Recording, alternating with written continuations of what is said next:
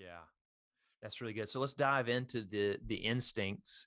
Sure. And I would love to just, hear just a little bit about your research and process of why you chose these five. Yeah. So I Yeah. had a few of these sort of in the works. I knew, Yeah. I knew adventure was something I saw a lot of the young men in my congregation sort of wrestling with. I knew ambition was one. But I came across Shakespeare in one of his plays, As You Like It, has this famous monologue that most people know the opening lines. All the world's a stage, and each of us men and women have our entrance and our exits, and a man in his day plays several parts. And then Shakespeare goes on to describe these stages in a man's life. Shakespeare being one of the great psychological writers, he's trying to capture human nature. And he has 7 stages. The first one is birth. The last one is death. And he characterizes those as we're born into the world dependent on someone else's care, a nurse to care for us. And then at the end, he draws the parallel that we usually leave dependent on someone else's care, losing our vision again, losing our autonomy again. So he's trying to make this sort of circularity argument about we tend to leave the world as we came into it. But in between, he has these 5 stages. That the first being a kind of schoolboy age, the 5th of those being a kind of what we might imagine as retirement years.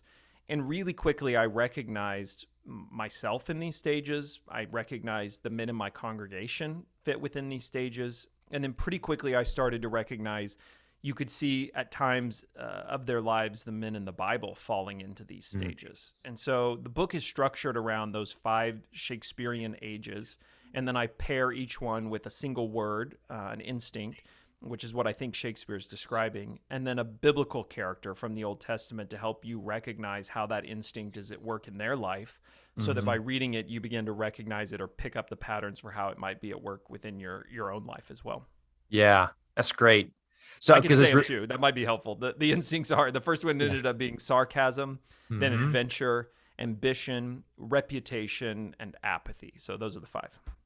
Yeah, and so you hit a Bible character with each one, which is interesting. So I mean, sarcasm was Cain. Am I my brother's keeper? I mean, I'm like, I've never read that in a sarcastic tone, but you're like, yeah, that's exactly what he's doing. And then adventure with Samson, which is like, it's so true. I never thought about that. Like if I'm as strong as him, like a terror lion, I would just slowly take off in the middle of the woods, wouldn't even care of my limits. And then Moses about ambition, which was interesting. You brought it back to rest and the Sabbath, the value of that as men. And that's where the Leo Tolstoy, I just am resonating so much of cease work and look around, which I want to get to you about men, about living life in that context. And then David is reputation. And then apathy was Abraham. I can't remember. Abraham. Yep. Abraham. Okay.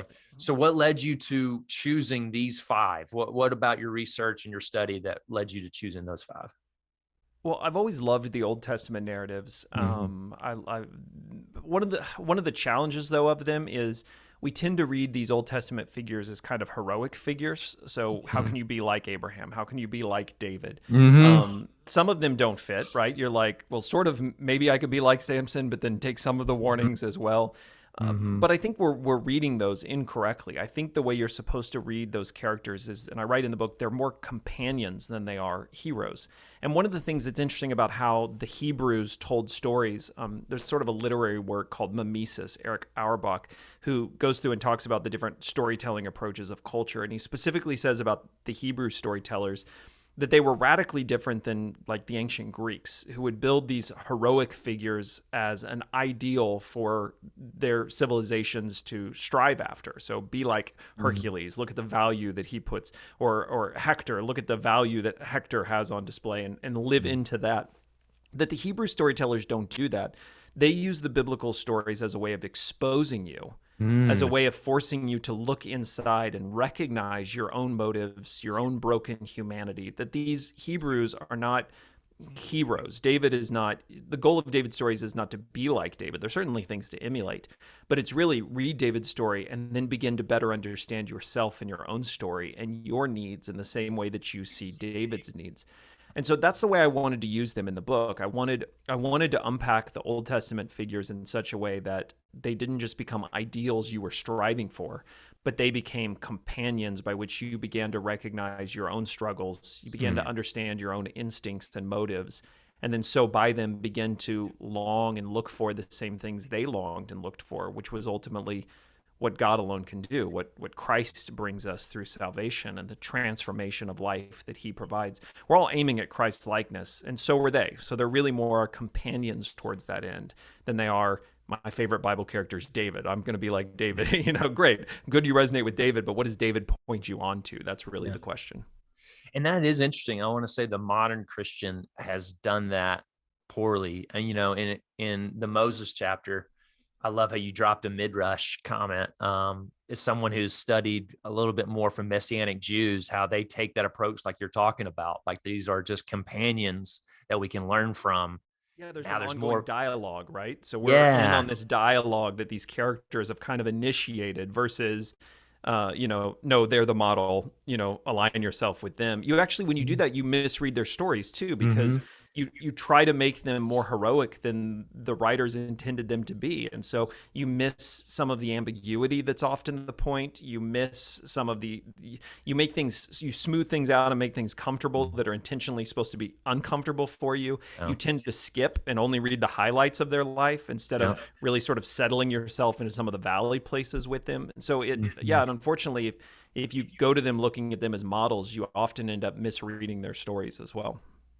Yeah. So I really would love just to dive into, I resonated with sarcasm, like my high school, college, early 20 years, adventure was very much a big part of my 20s, even in my early 30s, of going on ski trips, getting outdoors, doing things. And I think there is like there's a wild heart message in that, right? You mentioned Don Eldridge, which is still good. And I think you are hitting, and there is some tension. There is some redeemable. But I would love to get to ambition, because I think there are so many guys that resonate with that we are getting to the place where ambition is becoming abusive. We can even use our calling and language like that to only create destruction, almost like Moses did. Like he spoke to God as a peer versus versus being God. And so, I would love just to hear some of your process of really unpacking Moses' story and getting to Bonhoeffer's quote as well. Sure. Yeah. So I think it's important, and you raise this point, that all of these instincts are, in my mind, neutral. They're not necessarily positive or negative. These are not the 5 expectations of men. You have to have these 5 instincts if you want to qualify, nor are they the 5 sins. Like, you better purge your life of these things. Yeah. I mean, certainly I'm not calling for a generation of ambitionless men. That's not what we need.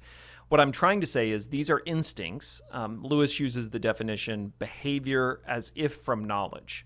So in other words, these are ways of acting, motivations for acting that often that seem to us logical, that we've decided, when really we've never questioned them. We're kind of blind to the way that they're influencing us. So these instincts can lead us towards good things if they're matured and controlled and disciplined. But if unchecked, if they're blindly indulged, they tend to lead towards destruction. And that's what I try to show with the biblical characters. Ambition is certainly one of those. Moses' story, you can kind of break it into 3 parts, 40-year increments. He grows up in Egypt. At the end of that first 40 years, he has a great moment of ambition. He strikes down this Egyptian who was beating the 2 Hebrew slaves. The book of Acts tells us that he believed the Hebrew people would rally behind him and that he would lead them to freedom. It really is action based on a vision, an ambition for the future. And of course, it all falls apart. They end up mocking him. Who made you prince over us? And this great ambition of his life fails. So he flees into the wilderness. 40 years pass, and God shows up at the burning bush and says to him, I want you to go back and lead those people to freedom. That was the very ambition he acted on and had. So you would expect Moses to say, absolutely, I've been waiting 40 years for this, right? But instead he says things like, well, I'm slow of speech, and how will they know you sent me? And can you send someone to help? And then eventually, can you just get someone else to do it? And you wonder, how can this be the same Moses that one minute is willing to strike down an Egyptian to liberate his people, and at the next can't even bring himself to entertain the idea of doing it? But I think that's the lived experience of ambition. Ambition is, I think, right, we think of it as just the energy that moves us towards action, but I think that's only half of the experience. Ambition is, we have a vision for something better in the future that we feel the responsibility for creating and carrying out. I can see something, I have an ambition, a vision for the future, and I'm taking on that weight, that responsibility of doing that thing, of achieving that thing. And at times, that vision feels very empowering. It leads us to action. We feel capable and excited. But at other times, that vision can feel more like a curse and a discouragement. When we fail and fall short of it, it actually leaves us feeling less ambition. But it's actually still that vision that we're measuring and defining everything around us by. We're measuring our identity. We're measuring the help of others. We're measuring what God is doing. Everything in our life is obsessively measured against how well we're achieving that thing we've set up as the vision, the success, the fulfillment of our life. And that happens for Moses towards the end of his life. He's been leading the Israelites for 40 years. It's been brutal, and they're constantly complaining. And I imagine it was not how he had envisioned that experience would go. Yeah. And finally, after they're again complaining about water, God calls him to go and speak to the rock, and water would flow out to save the people. And instead, what does Moses do? Well, we all remember he strikes the rock. But he does more than that. He also gathers the people and he begins to chastise them. Listen, you rebels. And as you alluded to, he says, must we provide water from this rock for you? And he strikes it. Well, what has he done? Frustrated by the difficulty of achieving that vision, the people constantly making it difficult, he begins to judge the people, you rebels, by this vision he has. He begins to mistake himself and his own emotions for what God is doing. Must we provide water from this rock for you? Well, who's the we? God's doing it, Moses. You're just the messenger. And ultimately, Moses oftentimes finds himself overwhelmed and discouraged. At one point in the wilderness years, even praying for God to kill him so that he can be done with this people, right? He begins to judge himself.